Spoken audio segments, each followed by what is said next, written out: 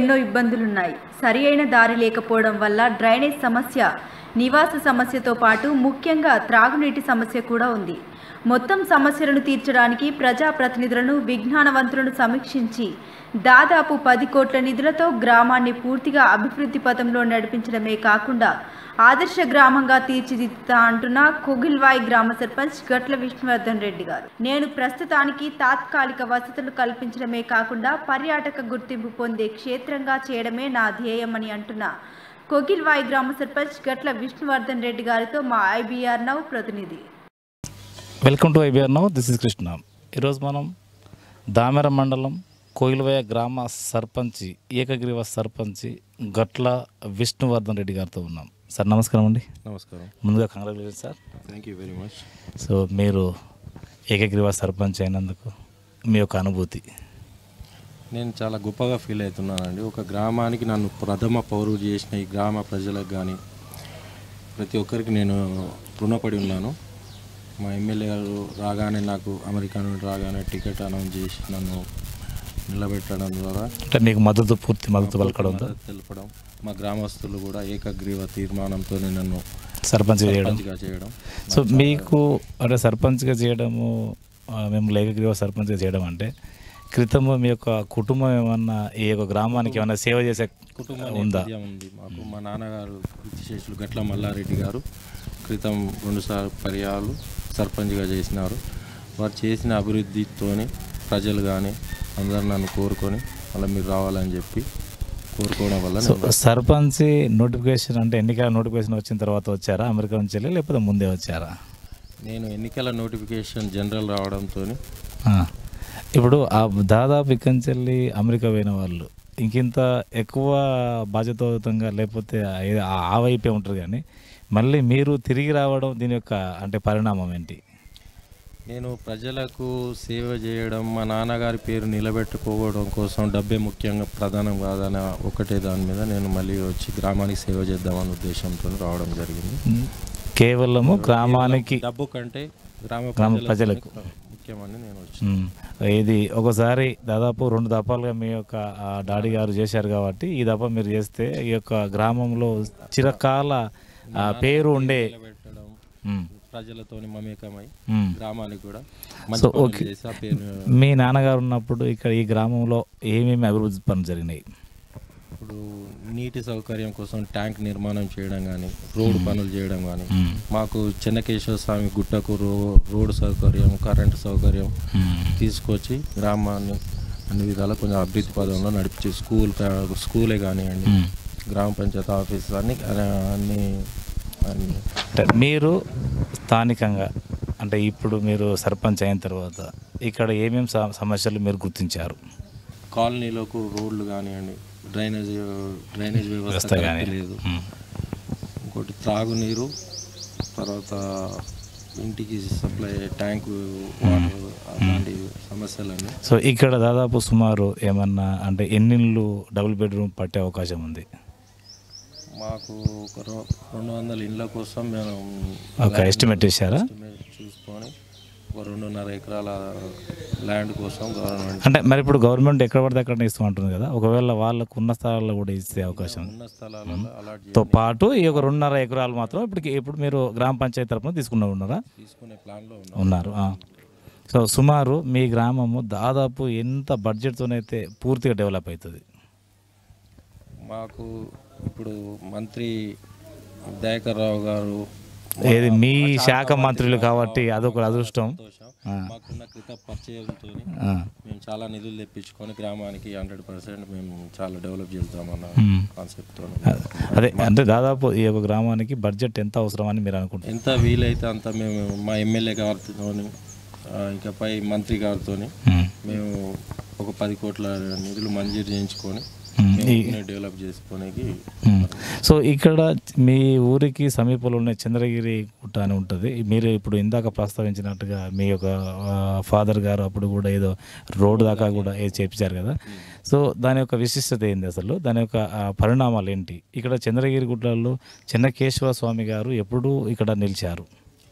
అది వందల సంవత్సరాల చరిత్ర కలిగిన చెన్నకేశవ స్వామి ఆలయం అండి. అక్కడ క్రితం చెన్నకేశవ పట్టణం అని నిలిచిందని కొంతమంది అభిప్రాయం, మనకున్న రికార్డ్స్ ప్రకారం తెలిసింది.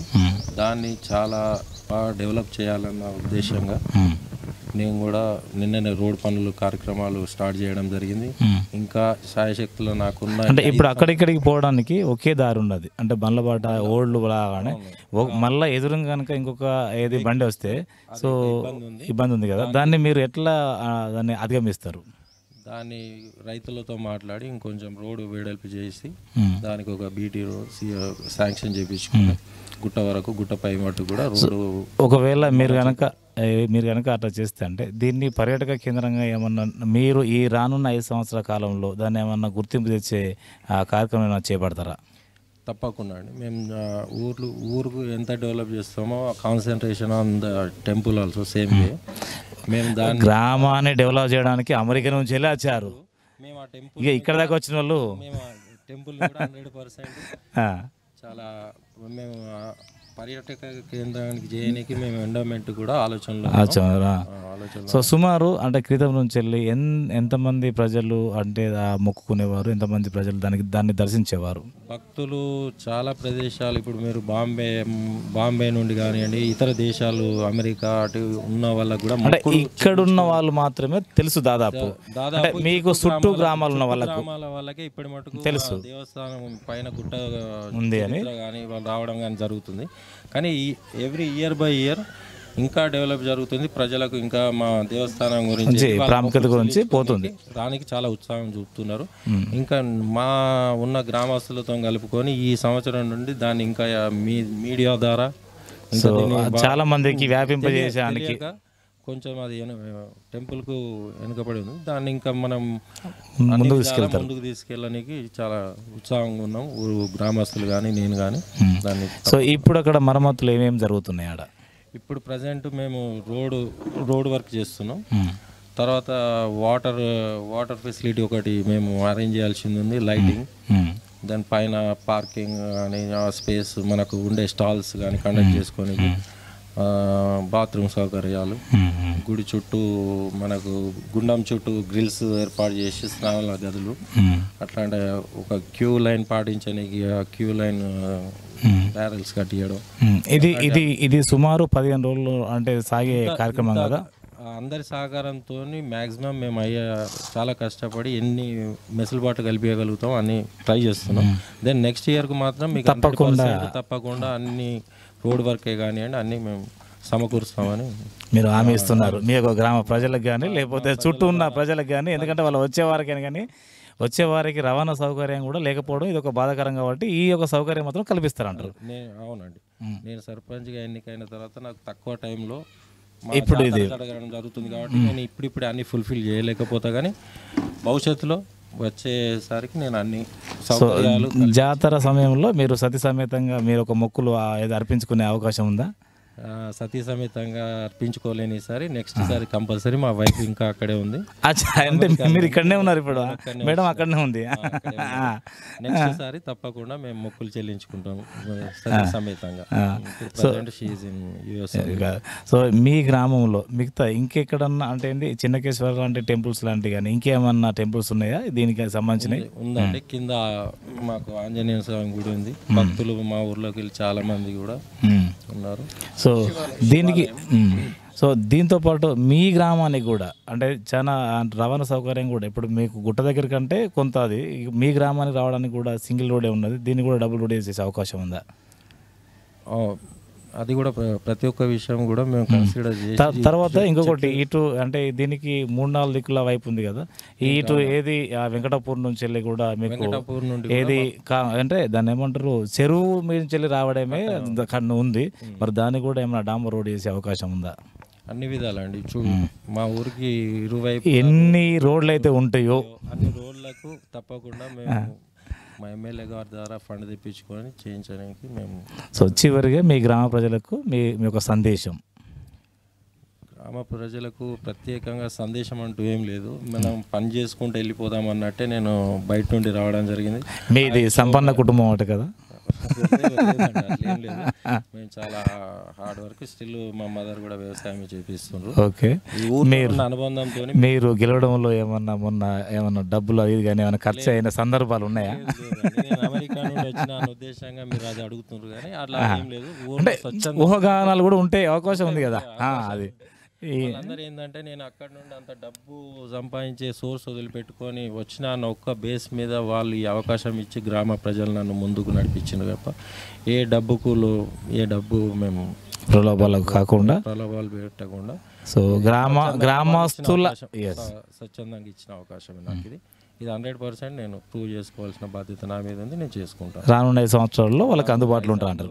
ప్రజలకు అందుబాటులో ఉండి ఏ సమస్య ఉన్నా కూడా వాళ్ళకి ఫుల్ఫిల్ చేసే బాధ్యత కూడా తీసుకొని ఇల్లు నిర్మాణం కానివ్వండి, ప్రతిదీ రోడ్ వర్క్సే, హరితార ప్రోగ్రామ్ సక్సెస్ చేయడం, సో ప్రభుత్వ పథకాలు కూడా ఇది ఇంటింటికి తీసుకుపోవడం, ఇంటింటికి తీసుకెళ్ళి పెన్షన్లు కానివ్వండి, ప్రతి ఒక్క సమస్య, వికలాంగుల పెన్షన్స్ కానివ్వండి, అన్ని వృద్ధాప్య పెన్షన్స్ అన్ని ప్రజలకు అందుబాటులో ఉండి వాళ్ళందరికీ వచ్చేటట్టు చేస్తాను.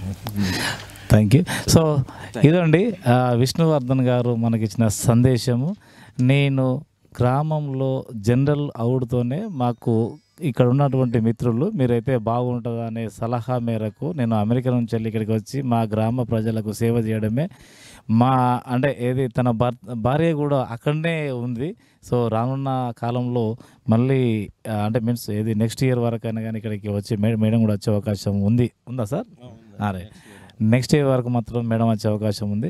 సో దాంతోపాటు ఈ గ్రామాన్ని డెవలప్ చేయడమే నా ఒక ముఖ్య ఉద్దేశము. ఎలాంటి ప్రలోభాలకు కాకుండా నాకున్న పరిచయాల వల్ల అటు ఎంపీ గారితో కానీ ఎమ్మెల్యే గారితో అనుకుంటే నేను అంటే ఇప్పుడు ఇంకొకటి ఏంటంటే అదృష్టవశాత్తు మా శాఖ యొక్క మంత్రి మాకు అతి సన్నిహితంగా ఉండేవారు. కాబట్టి ఆ ఒక చనువుతోని మా గ్రామాన్ని పూర్తిగా డెవలప్ చేయాలంటే తప్పకుండా నా గ్రామానికి ఎంత బడ్జెట్ అయితే అవసరమో ఈ రానున్న 5 సంవత్సరాల్లో విడతల వారీగా తీసుకొచ్చి దాంతోపాటు ప్రభుత్వ సంక్షేమ పథకాలు ఏవైతే ఉన్నాయో అది దాదాపు గ్రామ సభల తీర్మానం ద్వారా ఇంటికి గడప కొట్టి అందే ప్రయత్నం చేస్తాను. క్రితం మా ఒక ఫాదర్ గారు కూడా ఈ గ్రామానికి 2 దఫాల సర్పంచ్ చేశారు. ఆ గుర్తింపు నా మీద పడడం వల్లనే నేను అమెరికా నుంచి వెళ్ళి వచ్చాను. అది కూడా గ్రామస్తుల తీర్మానం ప్రకారమే నేను నడుచుకున్నాను. సో నాకున్న అతి తక్కువ టైంలో ఇక్కడ చెన్నకేశ్వర స్వామి ఆలయం కూడా ఇక్కడ జాతర కూడా జరుగుతుంటుంది. అదేం గుట్టలు అది కాదు, చంద్రగిరి గుట్టల్లో కూడా ఈ జాతర ఉత్సవాలు జరుగుతుంటాయి. ఈ జాతర ఉత్సవాలను పురస్కరించుకొని వచ్చే సంవత్సరం అయితే దంపతులు కూడా ఈ యొక్క జాతరను విజయవంతంగా నిర్వహిస్తామంటున్నారు. ఇప్పుడు మాత్రం ప్రైమరీగా మాకు అందుబాటులో ఉన్న సౌకర్యాలతోని కానీ లేకపోతే అంటే అక్కడికి వచ్చే వారికి అందుబాటులో ఉన్నటువంటి మా సాయశక్తుల మేము మాత్రం అన్ని సౌకర్యాలు చేకూరుస్తాము. దాంతోపాటు గ్రామ అభివృద్ధితో పాటు డబుల్ బెడ్రూమ్లో కూడా మేము చాకచక్యంగా 2.5 ఎకరాల ల్యాండ్ తీసుకున్నాము. ఎవరికైనా కానీ ఇండివిజువల్గా కూడా వాళ్ళు కట్టుకుంటామంటే మాత్రం దానికి కూడా సిద్ధమే. 250 ఇండ్లు నా ఒక ప్రపోజల్లో ఉన్నాయి. రానున్న 5 సంవత్సరాల్లో ఇవి పూర్తి చేస్తానని హామీ ఇస్తున్నారు. Thank you. తర్వాత ఇంకొకటి ఏంటంటే అదేవిధంగా ఏ నమ్మకంతోనైతే విష్ణువర్ధన్ రెడ్డి గారు ఈ యొక్క గ్రామ ప్రజలకు హామీ ఇస్తున్నారో ప్రజాప్రతినిధులు కానీ అటు అధికారులు కానీ పూర్తిగా సహాయ సహకారాలు చేసి వాళ్ళ గ్రామాభివృద్ధికి తను ఏ లక్ష్యంతోనైతే అమెరికా నుంచి వచ్చాడో ఆ అమెరికా నుంచి వచ్చినటువంటి సందర్భము ఇప్పుడు మనం గుర్తు చేసుకోవాల్సిన అవసరం ఉన్నది. అమెరికా నుంచి వచ్చిన వాడు ఇక్కడ పూర్తిగా తన లక్ష్యాన్ని ఛేదించే వరకు నేను ఊకోనని అనే లక్ష్యంతో ఏ పని అయితే చేపట్టాడో దానికి అనుగుణంగా ప్రజాప్రతినిధులు కానీ అధికారులు కానీ సహాయ సహకారాలతో ఈ గ్రామాన్ని అభివృద్ధిగా చేయవలసిందిగా మేము కూడా కోరుకుంటున్నాం. మా ఐబీఆర్ కూడా కోరుకుంటుంది. Thank you. Thank you very much.